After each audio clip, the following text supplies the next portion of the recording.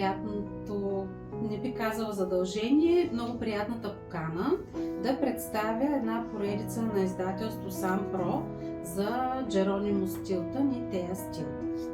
Това са детски книжки, които предлагам на децата, защото действието е много динамично, много лесно се четат, децата обичат да има действие, да има диалози, преводът е много добър, един такъв много добре са уловили колегите начина да предадат разговорния език, защото жаргона не звучи така литературно и сухо, а в същото време е много премерен и родителите могат да са спокойни. Самата книга е нещо като комикс, нещо като пленер, нещо самите истории. Те са изключително забавни.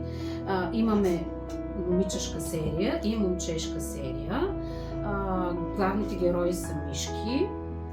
И има такива криминални истории, приключенски истории. Много са забавни, много добро четиво.